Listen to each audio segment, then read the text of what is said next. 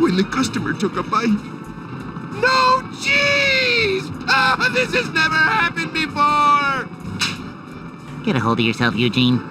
I'm going in. I'm just gonna say it. The SpongeBob SquarePants movie is hands down the best animated movie based on a TV show. Made for theaters. In the United States. Yeah, that's a lot of caveats, but it's also a huge compliment. Stephen Hillenburg and crew took their collection of very funny but very narrow 11-minute cartoons and transformed them into a spectacular fun comedy that was fit for the major screen. There's a whole school of thought that cartoons need a heart and a lesson to be meaningful. They need to follow a logic. If this, then that. And sure, that's a kind of cartoon movie, but SpongeBob is here to be as funny as possible. And today we're going to talk about what makes this movie a classic and the video game adaptation. Is it any good? Well, it's complicated. But this past week was my very first time ever playing the SpongeBob SquarePants movie video game. I walked away rather impressed, sometimes frustrated, and often bemused at the strange way the film was adapted into a kid's game. Of course, if you have memories of playing the SpongeBob SquarePants movie game, let me know in the comments below. But be kind. This seriously is my first time playing a 20-year-old GameCube platformer, and whoo boy,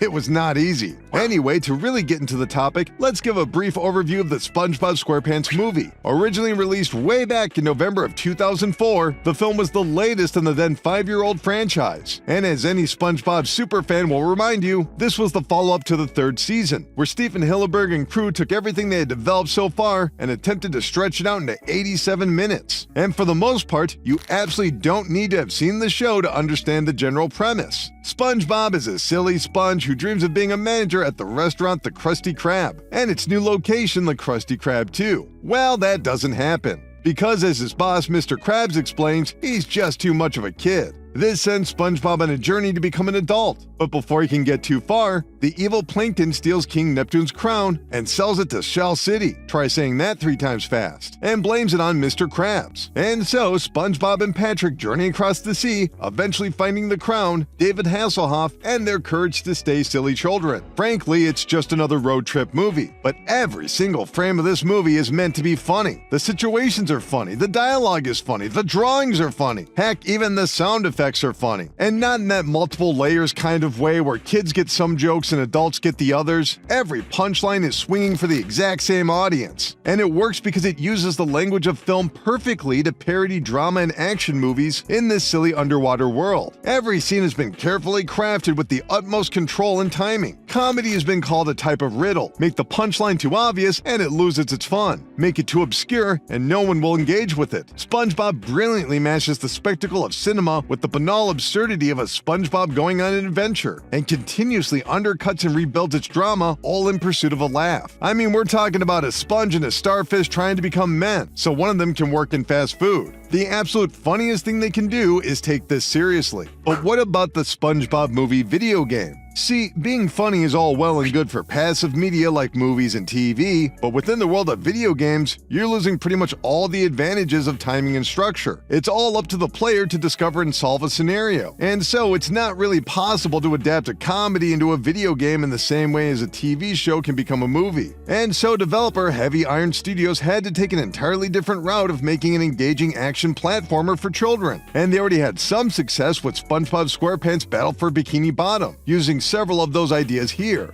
But for the sake of brevity, we'll be examining the movie as a standalone experience, as this game was never pitched as a follow-up or sequel for Battle for Bikini Bottom. Just like the movie, we start off in SpongeBob's dreams, imagining himself as some sort of action movie star working at the Krusty Krab. It's a fun little way to engage players in an exciting scene without becoming too demanding. Although I do have one issue. Seeing Patrick go ham on a jellyfish just feels weird, even if it's all a dream. But you'll also notice SpongeBob is decked out with a hands-free communication device. There's numerous costume changes throughout the game, a really nice touch that usually relates back to the movie scene they're adapting. But once the stage is complete, we get our first major problem. Look, Paramount was not about to let large sections of their recently released movie to appear in a video game. Instead, players are presented with slow pans and narration from the classic French Jacques Cousteau type. Bingo. Now I want you to do me a favor, Bill. What? Say cheese. Ah, the beginning. a little yellow friend awakes from his slumber and prepares for the biggest day of his life. Now the good news is Tom Kenny is doing the voice acting here, although to be honest, he sounds a bit more subdued than usual, and I really can't blame him. He's already recording a bunch of different TV shows, and then he has to do a video game with all of its quotes and combat grunts. I can't imagine the recording sessions were nearly as focused as the TV show or movie. Still, you're getting all new recordings of Bill Fagerbakke as Patrick, Clancy Brown as Mr. Krabs, and Mr. Lawrence as Plankton. But man, after that dream sequence, it goes through almost the entire first act until landing back on the Goofy Goober scene, which, oh man, I actually saw this movie in theaters back in the day, and the crowd was roaring at how insane this scene was. The game gives us yet another pair of great costumes: the unshaven, hungover SpongeBob and Patrick with an ice cream dish right on his head. The events here are, well, they're pretty weird. Why exactly are you beating up the staff at Goofy Goober's? Maybe it's because it's 8 a.m. But we get our first real engagement with the platforming and combat, which is,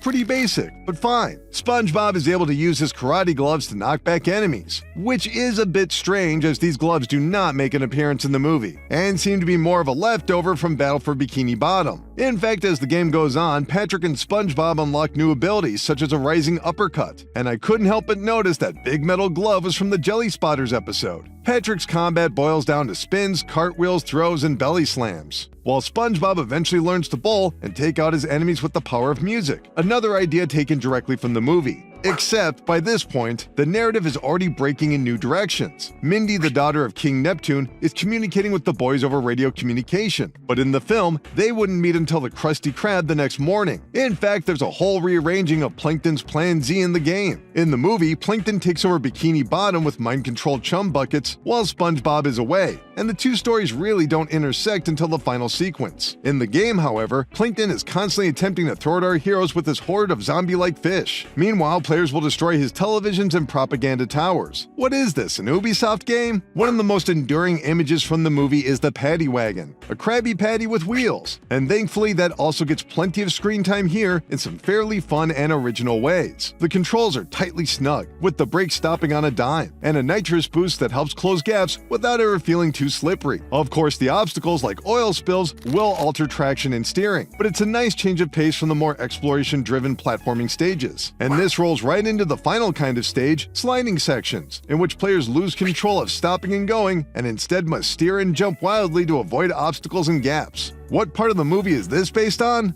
It's unclear. In fact, it appears just to have been added here to be used in a later portion of the game, as is the dive bar, which now extends out to an entire level of dangers to explore. And sadly, no, you don't get to play with bubbles. Again, a very direct, very straightforward bit of gameplay. Nothing revolutionary, but good for younger players. But there's where the problem lies. See, so far all of this has been enjoyable, but it's all pretty easy. And really, if not for some hurdles, it could be completed in only a handful of hours. Clearly, THQ did not want people to rent the game and complete it over a weekend. And so, to boost the overall time needed to see the ending, they implemented a token collection system. I'm sorry, a Goofy Goober token collection system. This means having to play and replay stages with new and interesting challenges. This can range from a monkey ball type physics game with SpongeBob as the ball, to straight up combat challenges, floating block obstacle courses, and bungee jumping. Over on the Paddy Wagon and sliding stages, you get more time limits and floating ring missions. And once SpongeBob learns the sonic wave, guiding the sound through even more floating rings. What is this, Superman 64? And, well, I don't know how else to say this, but they're simply too hard. Most of the side activities in the platform section are manageable and actually pretty fun. But in the replays, I was locking into these challenges in the same way I have while playing Elden Ring or the final seconds of a Call of Duty match, and I was still getting absolutely schooled. Maybe I'm just bad at video games. I'm open to that possibility because the SpongeBob SquarePants movie game absolutely destroyed me. By the final push when Mindy said I needed 10 more Goofy Goober tokens, I may have been talking back at my TV in less than family-friendly terms. I know this seems ridiculous, but just look at this ring challenge. It took me at least 40 minutes to complete this small area. But the turns are simply too hard and the visuals don't communicate correctly. Generally, I try to avoid making assumptions about the development of a game, but this feels like something that was created in a top-down map editor and never play-tested enough. The same goes for the Patrick watermelon throwing sections. The timing here is way too strict, and it's hard to see what cracks will stop him dead in his tracks, which will hurt him, and which will allow you to pass through. Oh, and if you take too long, bam! The fruit just explodes. Take that, kids. I simply cannot imagine a child playing this without going completely insane. And if you did, please let me know in the comments, because I assume you're working at NASA at this point. But that being said, the act of playing the more standard levels with lax difficulty is a ton of fun. SpongeBob, Patrick, and the Paddy Wagon are weighty yet responsive. You often hear about how the GameCube controller was special for these style of games, and that's absolutely true with the SpongeBob SquarePants movie. Still, for some of the more challenging sections, I found myself using the rudimentary D-pad, if only to avoid making mistakes. Cause man oh man, this game is all about failing you hard and fast. Some of the later adaptation decisions are also quite strange. We get the classic free ice cream monster, one of the best scenes in the whole movie. This is adapted into a boss fight, which, again, quite basic, but well realized. In the film, this leads right into a chase sequence in the Paddy Wagon. You might assume that would happen in the game too, but no. Instead, we get the deep dark trench where SpongeBob and Patrick wear fake mustaches and declare their manliness. Except this is done as a sliding sequence and then again as a platforming section. Is this movie accurate? Not really. There's no musical number, but we do get a great model of SpongeBob and Patrick with their fake mustaches. Up next, we get our first boss fight with Dennis, the dreaded hired goon of Plankton. And if you'll notice, Patrick is picking up watermelons and throwing them quite easily. This is part of the issue I have with the game's general flow. Traditionally, stages are educating the player while boss fights test those skills. But here it feels like the mechanics were utilized in totally different ways. The boss fights become brief asides while the stages become real tests. It's all out of order, and it makes the overwhelming parts of the game a real struggle. Of course, Patrick in no way takes out Dennis in the movie, but this is a fun little boss fight. We then get a Goofy Goober's racing section, and if you're wondering where the heck this was in the movie, it wasn't. They even acknowledge it's not real, but driving around after some peanut guy in a costume is simple good fun, and it does fit within the spirit of the film. But again, some of these later sections are way too hard. I was white-knuckling in a hamburger and muttering under my breath. It's not broken in the way some of those ring challenges are, but it's a bit like your nephew getting Mario Maker and just making the most challenging stages imaginable. Sure, the foundational mechanics are fine, but the execution leaves a bit to be desired. Up next, Patrick and SpongeBob land in Shell City, only to learn it's a knick-knack shop where they'll be dried out and sold with googly eyes. This is adapted into the best sliding sequence in the whole game. Unlike those other sections, this one really feels designed with player choice and discovery in mind. You can see the different colors of hoses and how they connect in the background, and it makes good sense where you're supposed to go next. But once they leave with the crown, boy oh boy do we get something special. It's very obvious they did not in fact secure the license for David Hasselhoff for the video game, meaning instead they are saved by, this guy. He says he plays a lifeguard on TV. Wink wink. And this raises a few questions for me. Developers are not always given many details on the adaptations they're working on because Hollywood fears leaks just as much as the game industry. So a lot of these loose approximations were forgivable because Heavy Iron Studios can only work with what they know. But they knew enough to make a David Hasselhoff boss fight with Dennis? But not enough to get his likeness. I don't know, but kudos for including this crazy section nonetheless. Finally, players are driving through Planktopolis, which never actually occurs in the movie as the Paddy Wagon is long gone. A final platforming stage in Planktopolis, complete with this wall-jumping minigame that, oof, it does not feel great. But they just keep coming back to it, and at last we're at the King Neptune boss fight. Here players have to smack all the tables around the Krusty Krab to cause Neptune to knock off his own chum bucket with the power of rock music.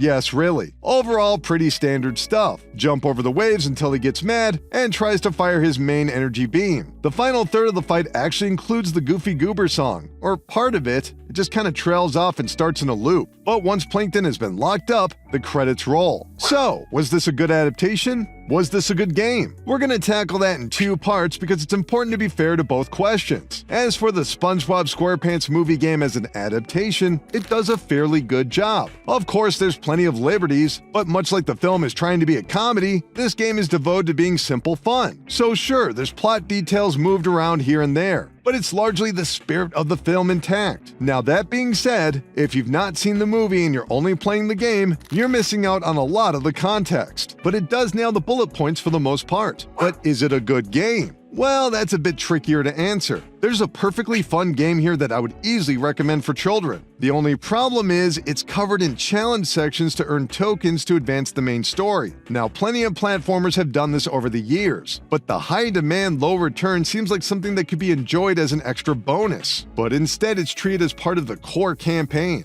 It's brutal, way too brutal. Now, apparently there are cheat codes, and even if there was a missing option, players could certainly use GameShark hacks and emulation to unlock the tokens, and simply plow through the entire story in a single afternoon. And in those circumstances, I totally recommend the SpongeBob SquarePants movie game. But straight vanilla, no cheats, where you actually have to play through a Sonic Wave challenge 40 or so times to memorize the flight path? No way, absolutely not. There's a reason games have evolved past this design, but the entire game is perfectly fine and fun. It's just the way it's organized that's the problem. Give me those easy stages and I'm enjoying myself. It's when the challenge kicks in that I'm totally burnt out. And I'm floored that they actually made this mandatory for a kids game. Still, you're getting original voice acting and some fun music by Tommy Tellerico.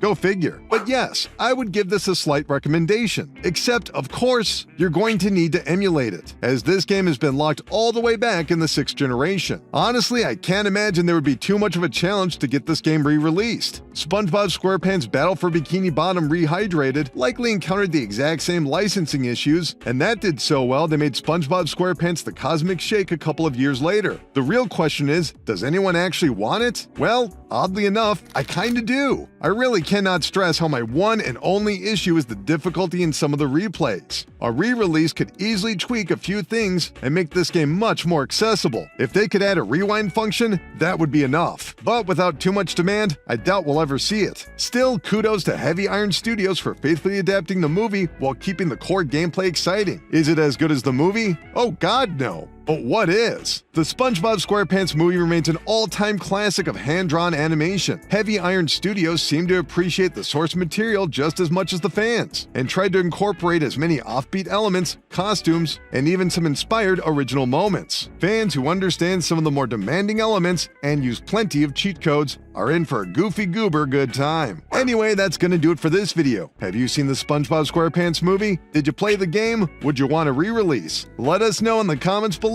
Keep clicking around here on Game Rant, and we'll see you next time. Thanks, everybody.